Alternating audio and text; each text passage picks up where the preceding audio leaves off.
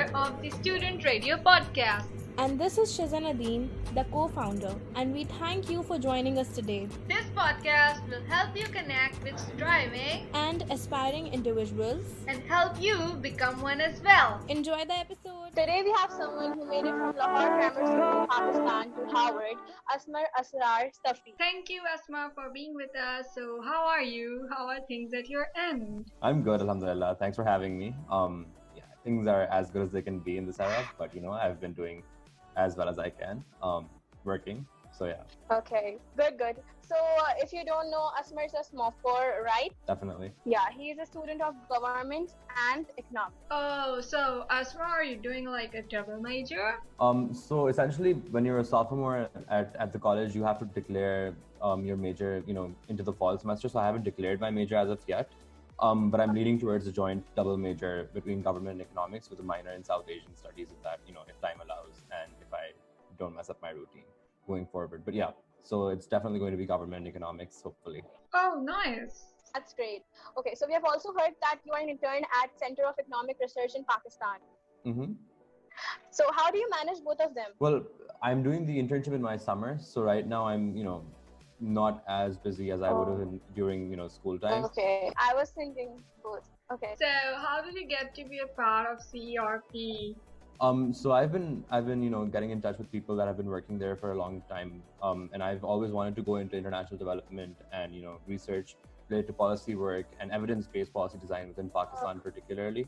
And so, just being able to get in touch with these people who've been working and doing such wonderful work in Pakistan over the last few years has been very, very rewarding. And that was the one reason that I was able to, secure an internship at the Center for Economic Research in Pakistan as well. Yeah.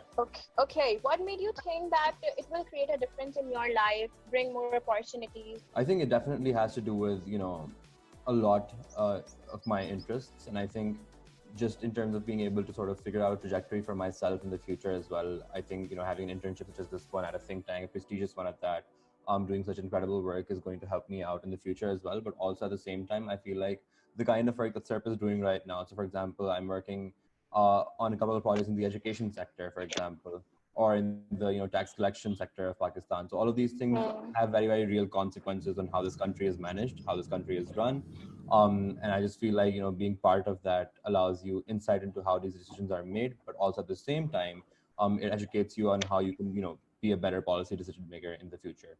Okay, so most of us go crazy over standardized tests, ACT, SAT, also like ACT subject tests. So what do you think? How important it is to score good, especially to land a placement in a good university? I do think that the SAT does matter.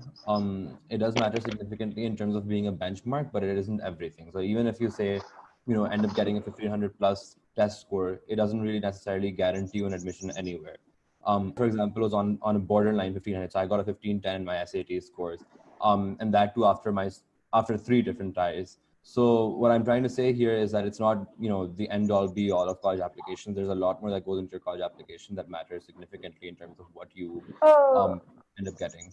So Okay, so I think we should go down the memory lane. How did it all start, and when did you came to know that you wanted to go to Harvard?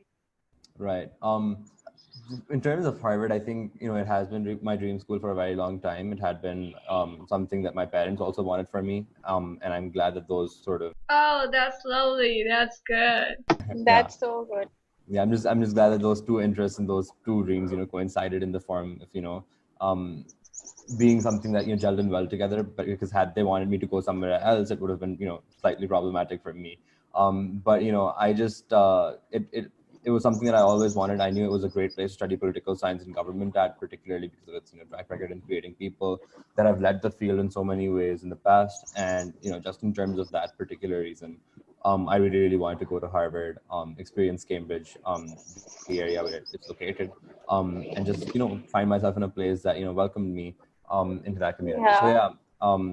Harvard had been my dream school for a very long time, and it was just glad to get in when I did. So, do you take any other tests?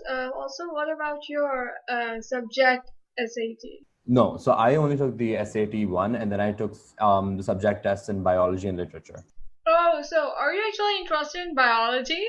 I am not. Quite frankly, I did not know what to take as my subject test, and because I took biology in my A levels as a subject for diversity purposes only, I just felt like it was the best subject test I could take aside from literature.